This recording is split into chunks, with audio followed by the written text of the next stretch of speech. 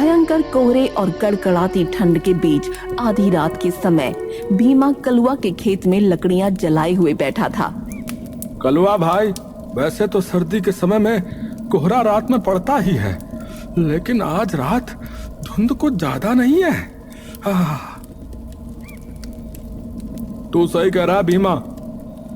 कलुआ भाई, मुझे लगता है कि हम दोनों को आज रात खेत में आना ही नहीं चाहिए था। इतनी सर्दी में तो घर पर कंबल ओढ़ के सोने में ही आनंद आता है। मुझे भी कोई शौक नहीं है भीमा, लेकिन सर्दी में अक्सर जंगली जानवर खेत में घुसकर फसल खराब कर देते हैं।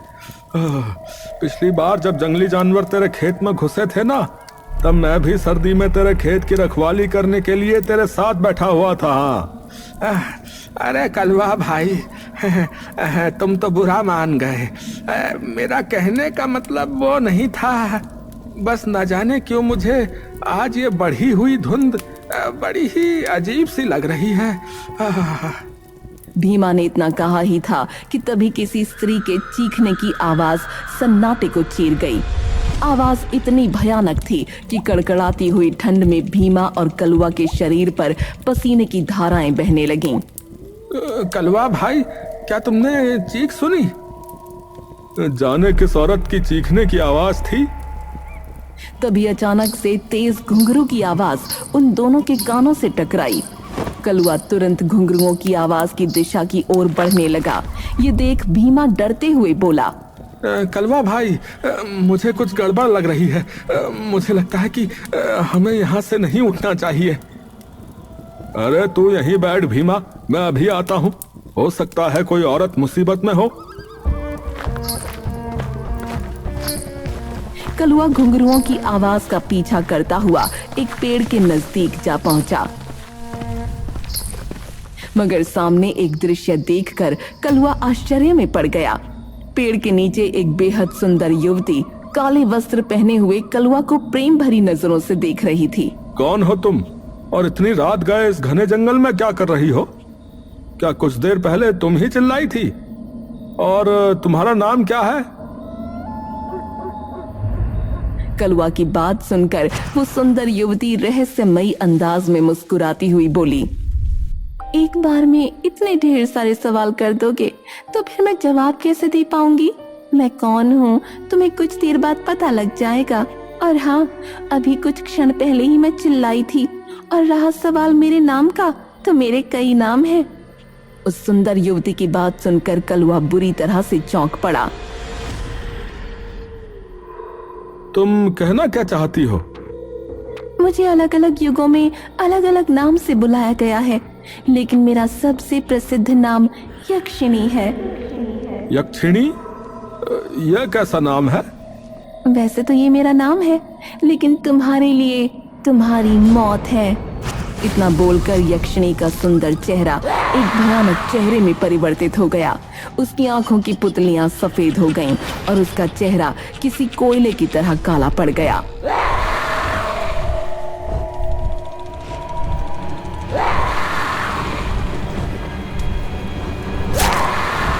कलुआ की दिल दहला देने वाली चीख जंगल में गूंजने लगी।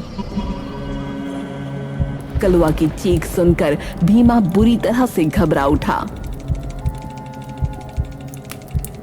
ये तो कलुआ भाई, ये तो कलुआ भाई के चीखने की आवाज है। इतना बोलकर भीमा कलुआ की चीख की दिशा की ओर दौड़ने लगा।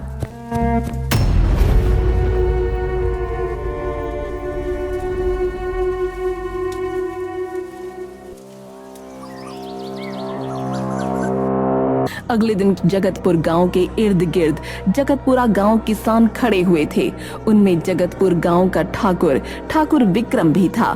ठाकुर विक्रम डरे हुए भीमा की ओर देखकर बोला, जहां तक मुझे पता लगा है तो तुम अपने मित्र कलवा के साथ उसके खेत की रखवाली कर रहे थे, और तुम कह रहे हो कि तुमने देखा ही नहीं कि तुम्हारे मित्र को कौन मार कर चला गया।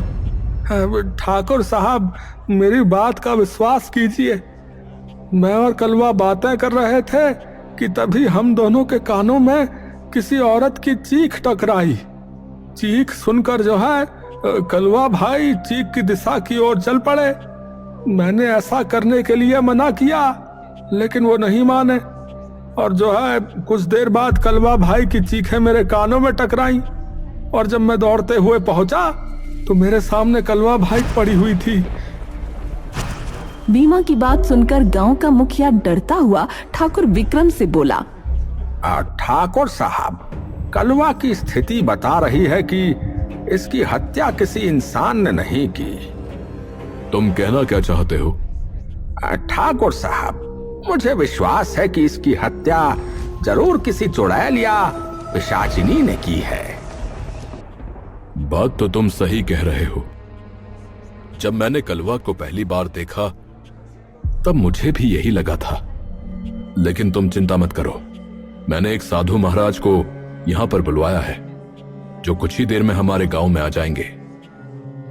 इतना बोलकर ठाकुर विक्रम अपनी हवेली चला गया।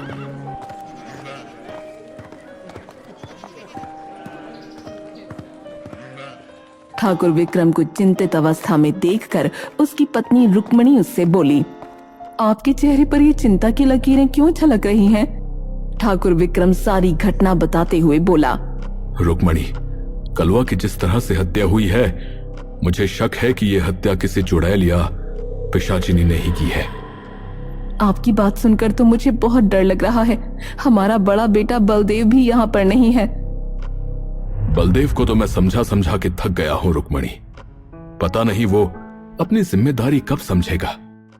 इतना बोलकर ठाकुर विक्रम अपने कमरे की ओर बढ़ गया। ठाकुर विक्रम अपने कमरे के अंदर घुसा ही था कि तभी उसके कानों में किसी लड़की की मधुर आवाज टकराई। कैसे हो ठाकुर? तुम्हारे चेहरे पर ये गुस्सा अच्छा नहीं लगता। आवाज सुनकर ठाकुर विक्रम ने चौंकते हुए जैसे ही पलटकर देखा तो वो आश्चर्य में पड़ गया। उसके सामने एक सुंदर युवती खड़ी थी। कौन हो तुम, और तुम मेरे कमरे में कैसे आई? तभी तेज हवा के झोंके के साथ ठाकुर विक्रम के कमरे का दरवाजा बंद हो गया। ये देख ठाकुर विक्रम बुरी तरह से डर गया। तुम तो ठाकुर हो, तुम्हारे ऊपर डर शोभा नहीं देता। मैं वही हूँ जिसने कलवा को मौत के घाट उतारा, लेकिन तुम्हें मरने से पहले मैं तुम्हें बता देती हूँ कि मैं कौन हूँ। मुझे यक्षिणी कहते हैं।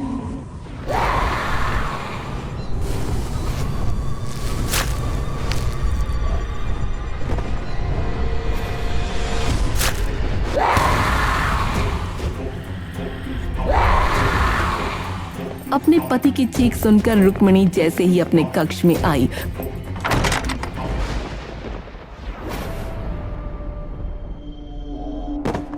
कुछ देर बाद रुक्मणी की जब आंख खुली तो उसने देखा उसका बेटा बलदेव खड़ा था। भगवान का लाख लाख शुक्र है माँ, आपको होश आ गया। तुम्हारे पिता को न जाने कौन मार कर चला गया। रुक्मिणी ने देखा कि उसके पति को एक साधु बहुत गौर से देख रहे थे। साधु रुक्मिणी की ओर देखकर बोले, मुझे तुम्हारे पति ने ही यहाँ पर बुलवाया था।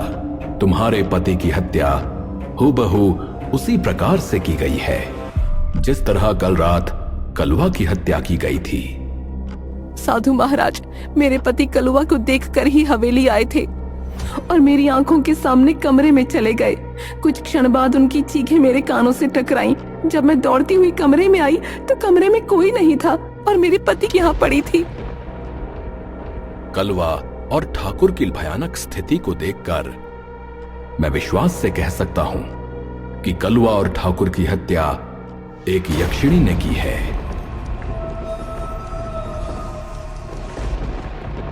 आप कहना क्या चाहते हैं साधु महाराज? मनुष्य यक्षिणी को प्रसिद्ध और धन प्राप्ति के लिए सिद्ध करता है, मगर इस गांव में किसी ने यक्षिणी को केवल बदला लेने के लिए सिद्ध किया है, जो कि बहुत घातक है। कलवा की हत्या हो जाना और तुम्हारे पिता की उनके कक्ष में ही हत्या हो जाना आने वाले भविष्य के लिए अच्छे संकेत नहीं है। तो फिर कुछ कीजिए साधु महाराज, आप तो पहुंचे हुए साधु हैं। यक्षिणी का अंत करना इतना आसान नहीं होता बच्चा। सबसे पहले हमें उस व्यक्ति का पता लगाना होगा जिसने यक्षिणी को सिद्ध किया है। जब तक उसका पता नहीं लग जाता हम कुछ नहीं कर सकते। इतना बोलकर साधु रुक्मिणी की ओर देखकर रहस्यमयी अंदाज में बोले, क्या तुम्हें किसी पर शक है? मेरे पति की किसी से कोई दुश्मनी नहीं थी। मेरे परिवार में मेरा बड़ा बेटा बलदेव है और मेरा छोटा बेटा आर्यन अपनी पत्नी के साथ दिल्ली में रहता है। मेरे पति के छोटे भाई ठाकुर विजेंद्र प्रताप जरूर एक बिगड़ैल व्यक्ति थे, मगर मेरे पति ने तो उसे बरसों पहले हवेली से धक्के मारकर बाहर निकाल दिया था। यक्षिणी की साधना किसने की है, इस बात का पता लगाने के लिए मुझे एक यज्ञ करना होगा। मैं वही करने जा रहा हूं। अपने पिता के बाद तुम ही इस गांव के ठाकुर हो, इसलिए गांव के लोगों के जान माल की जिम्मेदारी अब तुम्हारे ऊपर है। गांव में सबसे बोल देना कि कोई भी रात के समय बाहर ना निकले। और हां, तुम्हारी मां ने बताया कि तुम्हारा छोटा भाई आर्यन शहर में रहता है। जब तक सब कुछ सही नहीं हो जाता उसे किसी भी कीमत पर यहां नहीं बुलाना। इतना बोलकर साधु वहां से चला गया। अगले दिन बलदेव ने नम आंखों से अपने पिता ठाकुर विक्रम का अंतिम संस्कार कर दिया। इस घटना के 3 दिन बाद रात का काला भयानक सन्नाटा चारों ओर फैला था। आर्यन एक घने जंगल में खड़ा हुआ हक्का बक्का इधर उधर देखते हुए अपने आप से बोला, मैं तो अपने कमरे में सो रहा था, फिर मैं अचानक जंगल में कैसे आ गया? तभी आर्यन के कानों में किसी स्त्री का भयानक घुर्राहट भरा स्वर टकराया। कड़कड़ाती हुई सर्दी में आर्यन का शरीर पसीने से नहा गया। आर्यन कांपते हुए अपने आप से बोला, अरे इतनी भयानक आवाज किसकी है? तभी आर्यन को महसूस होने लगा जैसे कोई उसे देख रहा है। आर्यन घबराता हुआ इधर उधर देखने लगा। तभी आर्यन की नजर एक पेड़ पर चली गई। उस पेड़ के ऊपर एक बड़ी ही भयानक दिखने वाली औरत उल्टी लटकी थी जो उसे ही घूरे जा रही थी। आर्यन कांपता हुआ उसकी ओर देखकर बोला, कौन हो तुम? कौन हो? यक्षिणी, जिसे तेरा ही इंतजार था। तभी उस पेड़ के ऊपर से ठाकुर विक्रम आर्यन के सामने गिर पड़ी। उसको देखकर आर्यन बुरी तरह से घबरा गया। ओह माय गॉड, ये तो मेरे पिता ठाकुर विक्रम सिंह, ऐसे कैसे हो सकता है? आ जाओ आर्यन, जल्दी से आ जाओ। तुम तो इतने दुर्भाग्यशाली हो कि अपने पिता का अंतिम संस्कार भी नहीं कर पाए। देखो तुम्हारे पिता तुम्हारी इस बात से कितने नाराज हैं। यक्षिणी ने इतना कहा ही था कि तभी अचानक से और क्रोधित अवस्था में आर्यन को देखने लगी। तभी अचानक आर्यन की आंख खुल गई। आर्यन ने देखा कि वो अपने कमरे में था। आर्यन लंबी लंबी गहरी सांसें लेने लगा। तभी वहां पर आर्यन की पत्नी दिशा आ पहुंची। क्या हुआ आर्यन, तुम तो सो रहे थे और तुम इतने घबराए हुए क्यों हो? एसी फुल चल रहा है, रूम का टेम्परेचर इतना ठंडा है, इसके बावजूद भी तुम्हारे माथे से पसीने की बूंदें कैसे टपक रही हैं? आर्यन अपने भयानक सपने के बारे में दिशा को बताते हुए बोला, सपने में जो औरत पेड़ के ऊपर उल्टी लटकी हुई थी, उसका भयानक चेहरा देखकर मैं अभी भी कांप रहा हूं। तुम भी ना आर्यन एक सपने को लेकर इतना परेशान हो गए? अरे सपने तो सपने होते हैं, डरावना सपना समझकर भूल जाओ। नहीं दिशा, सपने में मैंने अपने पिताजी की लाश को देखा है जो भयानक अवस्था में थी। ऐसा लग रहा था जैसे कि मेरे पिता को किसी ने, और 3 दिनों से मैं पिताजी को लगातार फोन कर रहा हूं मगर वो मेरी कॉल रिसीव नहीं कर रहे, और ना ही मेरी मां। न जाने क्यों मुझे कुछ गड़बड़ लग रही है। कम ऑन आर्यन, हम दिल्ली में रहते हैं, अमेरिका में नहीं, और जगतपुरा गांव यहाँ से केवल 6 घंटे की दूरी पर है। अगर तुम्हारा मन घबरा रहा है तो हम आज ही चलते हैं। कुछ घंटे बाद आर्यन की कार एक पहाड़ी इलाके की सड़क पर दौड़ी जा रही थी। दिशा आर्यन की ड्राइविंग सीट के बगल में बैठी थी। अब यहाँ से कितनी दूर रह गया है जगतपुर गांव? बस हम पहुंचने ही वाले हैं।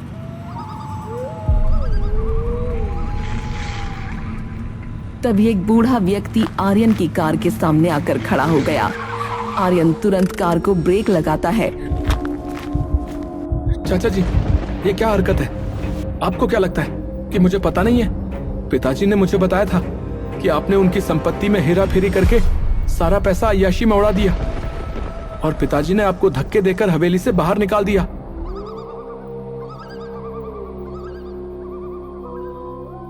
अब मेरी बात सुनो आर्यन, मेरी बात सुनो। मुझे कुछ नहीं सुनना, हट जाइए रास्ते से, मुझे आपकी शक्ल भी नहीं देखनी। इतना बोलकर आर्यन अंदर बैठ गया और कार को अपने गांव जगतपुरा की ओर दौड़ा दिया। तुम तो बता रहे थे कि तुम्हारे चाचा जी को तुम्हारे पिता ने हवेली से बाहर निकाल दिया था, फिर वो तुमसे क्या बात करने आए थे? हाँ, निकाल दिया था। मुझे उनकी कोई भी बात नहीं सुननी। कुछ ही देर में आर्यन अपनी पत्नी दिशा के साथ अपनी हवेली के अंदर खड़ा था। आर्यन को अचानक वहां आया देख उसकी माँ चौंकते हुए बोली, तुम्हें यहाँ आने से पहले यहाँ फोन करना चाहिए था। ये क्या कह रही हो माँ? तुम्हें मुझे देखकर खुश होना चाहिए, लेकिन मुझे अचानक यहाँ देखकर तुम घबरा क्यों गई? आर्यन, अभी और इसी समय शहर वापस लौट जाओ। ठीक है माँ, अगर आप चाहती हैं कि मैं अभी के अभी वापस लौट जाऊं तो मैं चला जाता हूँ, लेकिन जाने से पहले मैं पिताजी से मिलना चाहता हूँ, क्योंकि कल रात मुझे एक बहुत ही भयानक सपना आया। आर्यन ने इतना कहा ही था कि तभी रुक्मिणी के चेहरे पर डर झलकने लगा। कैसा सपना? आर्यन अपने सपने के बारे में अपनी माँ को बताता हुआ बोला, मैंने सपने में एक भयानक औरत को देखा और अपने पिता की लाश को देखा। तब से ही मेरे मन में बहुत ही बुरे बुरे विचार आ रहे हैं। माँ, कहाँ है पिताजी? आर्यन की बात सुनकर रुक्मिणी फूट फूट कर रोने लगी।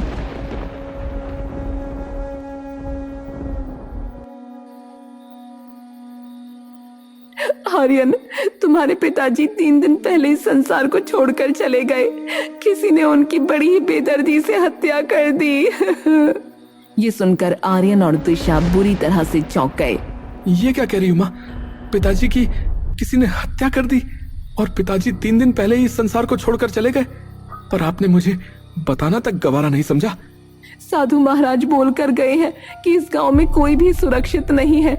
हमने इसी डर से तुम्हें यहाँ नहीं बुलाया। बेटा, खतरा अभी भी टला नहीं है। वो भयानक बला अभी भी इस गांव में टहल रही है। तुम यहाँ से अभी वापस चले जाओ। तभी आर्यन को कुछ याद आ गया। माँ, यहाँ आते वक्त मेरी कार के सामने अचानक चाचा जी आकर खड़े हो गए थे। मुझे तो तुम्हारे चाचा जी पर ही शक है आर्यन, क्योंकि वही तुम्हारे पिता से बहुत ज्यादा जलते थे।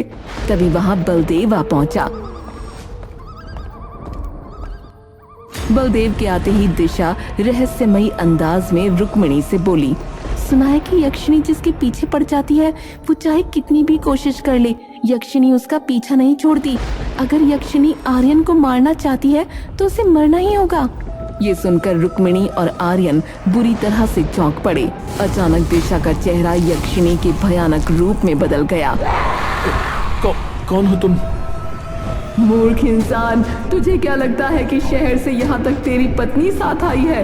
तेरी पत्नी को तो मैं कल रात में शहर में ही मार चुकी हूँ। चाहती तो तुझे भी मार सकती थी, लेकिन मुझे आदेश दिया गया था कि तुझे उस व्यक्ति की आंखों के सामने मारा जाए जिसने मुझे सिद्ध किया है। आखिर किसने तुम्हें सिद्ध किया है? तभी वहां पर वो साधु आ पहुंचा।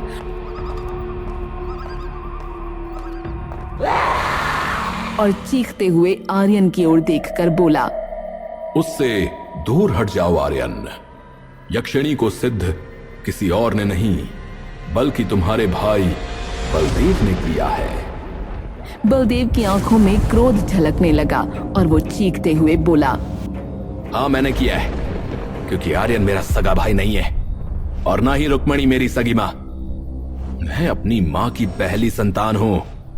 मेरे पिता ने रुक्मिणी के साथ दूसरा विवाह किया। मैं नहीं चाहता था कि मेरी संपत्ति का एक छोटा सा टुकड़ा भी आर्यन को मिले। मैंने इसके लिए पिताजी से बात की थी, मगर पिताजी ने मेरी बात मानने से इनकार कर दिया और इसीलिए मैंने बदला लेने की एक नई तरकीब सोची। मैंने यक्षिणी को सिद्ध किया।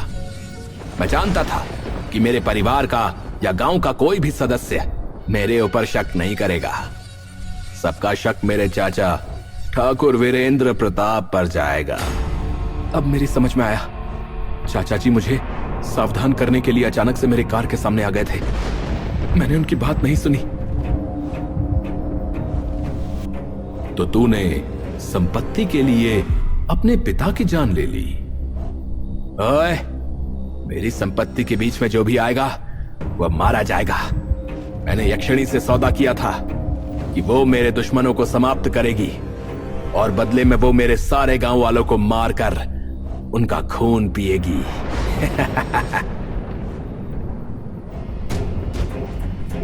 ये गांव यक्षिणी की संपत्ति नहीं है, तुझे इसका अंजाम भुगतना पड़ेगा।